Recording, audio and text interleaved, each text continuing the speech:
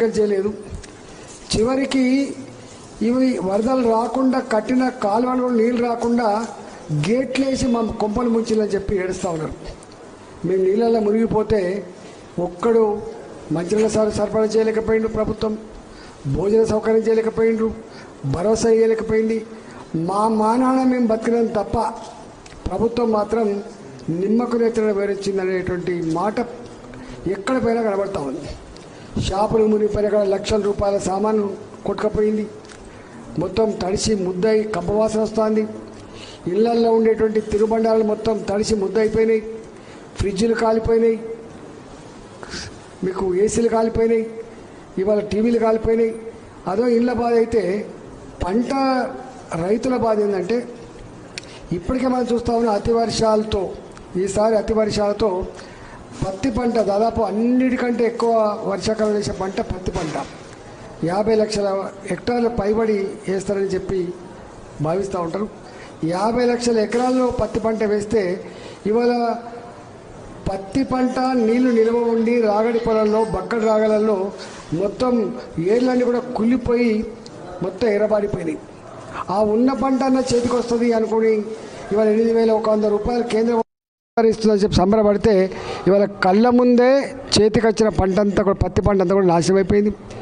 వరి పొలాలేమో ఇప్పుడు దీపావళి తర్వాత కోతకు వచ్చేది ఉండే, ఈ వరి పొలాలు మొత్తం అడ్డం పడ్డాయి, అవి కోతకు కూడా అక్కర కూడా పోయినాయి. ఇలా పంట పొలాలనే ఆ గొలుసులు మొలకెత్తే పరిస్థితి వచ్చింది.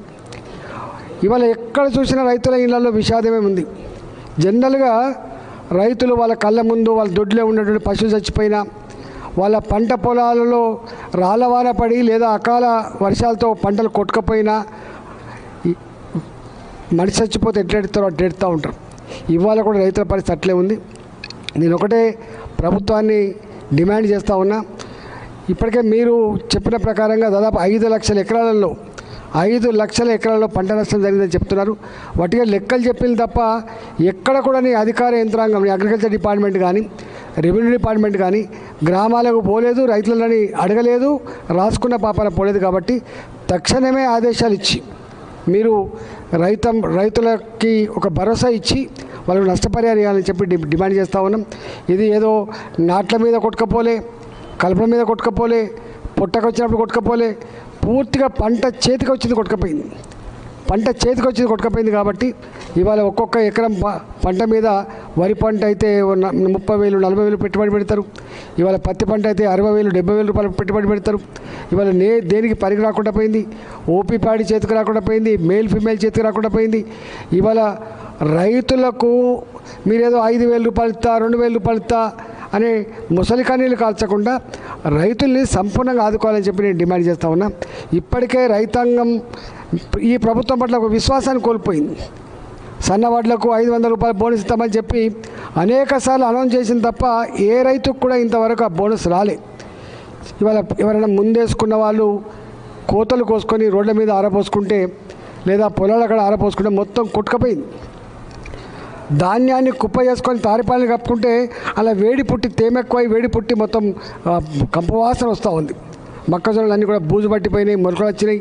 కాబట్టి మక్క పంట పోయింది. వర్షాకాలంలో రైతాంగానికి వచ్చేదే మక్క పంట, ప్యాడీ, పత్తి, ఈ 3 కూడా పనికి రాకుండా పోయినాయి. కాబట్టి దిగాలు పడ్డ రైతాంగానికి, కన్నీళ్లు పెడుతున్న రైతాంగానికి, ఓ దేవుడా నన్ను కాపాడమని చెప్పి మొరబెట్టుకున్న రైతాంగానికి ఇవాళ ఆదుకోవాల్సి ఎక్కడ ఉంది.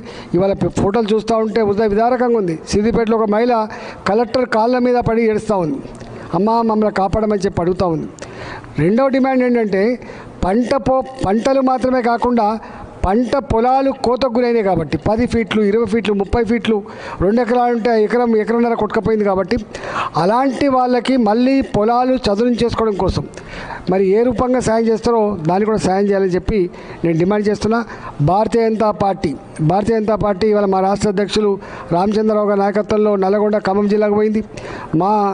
మా బసవ లక్ష్మణ్ గారి నాయకత్వంలో ఇవాళ మా నాయకులు నాయక్ సాబ్, అదేవిధంగా సంతోష్ రెడ్డి గారు, ఇంతకుముందు మా మాజీ ఎమ్మెల్యే ఆరు రమేష్ గారు, మా స్థానిక నాయకులంతా కూడా ప్రదీప్ రావు గారు అందరూ పాల్గొని మేము ఇక్కడ తిరుగుతూ ఉన్నాం.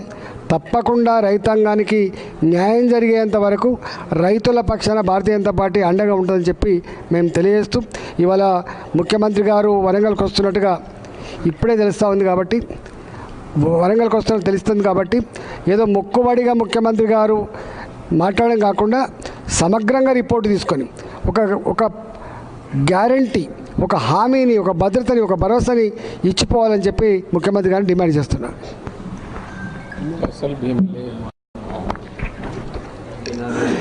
అట్లనే